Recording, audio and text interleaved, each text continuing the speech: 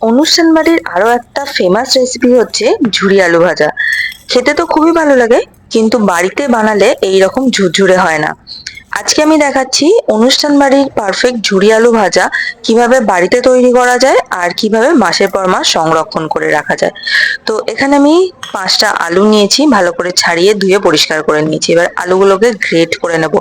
একটা বাটিতে নিয়েছি জল, আর এইরকম একটা গ্রেটার নিয়েছি। গ্রেটারটা দুটো মুখ আছে, একটা ছোট মুখ একটা বড় মুখ। আমি কিন্তু এই বড় মুখটা দিয়েই গ্রেট করব। আর গ্রেট করার সময় কিন্তু একটা জিনিস খুব ভালো করে খেয়াল রাখতে হবে, আলুটাকে এইভাবে একদিকেই কিন্তু গ্রেট করতে হবে। বারবার কিন্তু আগুপিছু করা যাবে না, তাহলে কিন্তু এই আলুর যে লাচ্ছাটা সেটা এইরকম লম্বা লম্বা হবে না, ছোট ছোট বেঁটে বেঁটে হবে, আর ঝুরি আলু ভাজা একদমই ভালো হবে না। তো তাই জন্য আলুটাকে এইভাবে চেপে ধরে একদিকেই কিন্তু গ্রেট করতে হবে। আর খেয়াল রাখতে হবে যাতে আলু ভাজাটা গ্রেট হওয়ার পর সম্পূর্ণটাই নিচে জলের মধ্যে পড়ে। তো আলুটাকে এইভাবে আমি গ্রেট করে নিয়েছি। এবার আমি দেখিয়ে দেব আলুর লাচ্ছাগুলো কিরকম হয়েছে।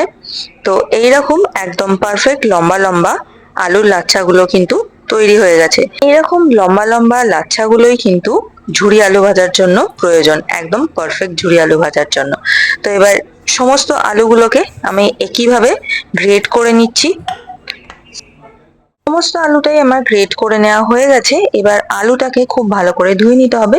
এই জলটাকে ফেলে দেবো এবং 2-3 বার জল পাল্টে পাল্টে ভালো করে ধুয়ে নিতে হবে, যাতে আলুর স্টার্চটা না থাকে। তো জল থেকে আমি ভালো করে ঝরিয়ে নিয়েছি। এবার একটা ভীষণই ইম্পর্টেন্ট একটা জায়গা, এই আলুটাকে এবার ঠান্ডা জলে ভিজিয়ে রাখতে হবে। একদম ফ্রিজ থেকে বার করা বরফ ঠান্ডা জলে আলুটাকে 10 থেকে 15 মিনিট আমি ভিজিয়ে রাখবো। পারলে এটার মধ্যে 2-4টে বরফের কুচিও দিয়ে দেওয়া যায়। তো এবার এই ঠান্ডা জলে আলুটাকে ভিজিয়ে রাখলে তবেই কিন্তু আলুটা ক্রিস্পি হবে, আর না হলে কিন্তু আলুটা সেরকম মুচমুচে হবে না। তো এবার 10 মিনিট পরে ফিরে এলাম। এই আলুটা বেশ ভালো করে 10 মিনিট ধরে ঠান্ডা জলে ভিজছে। এবার এই আলুটার আমি জলটাকে ভালো করে ছেঁকে নেব। এখানে এবার একটা খুব ইম্পর্টেন্ট ট্রিক আছে, যেটা ঠিক মতো করতে না পারলে এতক্ষণের করা পরিশ্রমটা পুরোটাই কিন্তু জলে। তো ঠান্ডা জলটাকে থেকে আমি আলুটাকে ভালো করে ছেঁকে নিয়েছি। এবার এইরকম একটা কিচেন টাওয়েল নিতে হবে, বা যে কোনো সুতির কাপড় নিতে হবে। নিয়ে এইভাবে আলুটাকে ভালো করে পাতলা করে ছড়াতে হবে। বেশি মোটা করে আলুর লেয়ার করলে কিন্তু হবে না। পাতলা করে ছড়িয়ে এইভাবে কিন্তু চেপে চেপে আলুর সমস্ত জলটাকে একদম শুকিয়ে নিতে হবে। আলুতে যদি এক ফোঁটাও জল থেকে যায় তাহলে কিন্তু আলু ভাজা একদম ঝুরঝুরে হবে না, একদমই নেতিয়ে যাবে, এবং ভাজার সময় একটার উপর একটা লেগে যাবে, গিয়ে একটা ডেলা মতন হয়ে যাবে, মন্ড হয়ে যাবে। তখন কিন্তু আর এইরকম পারফেক্টলি হবে না এটা। প্রথম পর্যায়ে জলটা এই টাওয়ালটা সোক করে নিয়েছে, এখনো কিন্তু কাজটা সম্পূর্ণ হয়নি। এবার একটা কাপড়ের ওপর এই আলুটাকে ভালো করে বিছিয়ে পাখার হাওয়ায় কিন্তু 10 থেকে 15 মিনিট শুকনো করে নিতে হবে। যতক্ষণ ওটা শুকনো হচ্ছে ততক্ষণ কড়াতে আমি তেল গরম করতে দিয়ে দিলাম। তেলটা ভালো করে গরম হয়ে গেলে এটার মধ্যে আমি দিয়ে দেবো কাঁচা বাদাম। কাঁচা বাদামটাকে ভালো করে আমি ভেজে নিচ্ছি।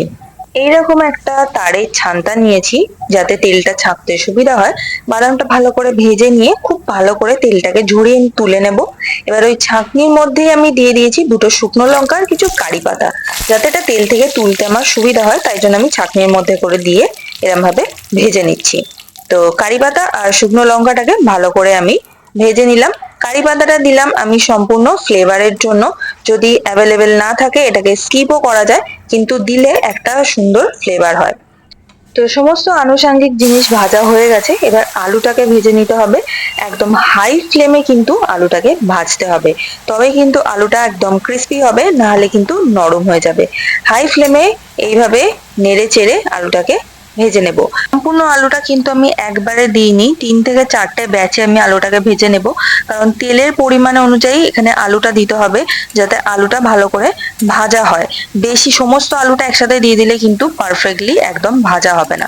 আমরা যেভাবে বেরেস্তা তৈরি করি ঠিক সেইভাবেই কিন্তু আলুটাকে ভেজে নিতে হবে। হাই ফ্লেমে 2 থেকে 3 মিনিট আলুটাকে ভাজতে হবে, তার থেকে বেশি সময় কিন্তু ভাজার দরকার নেই।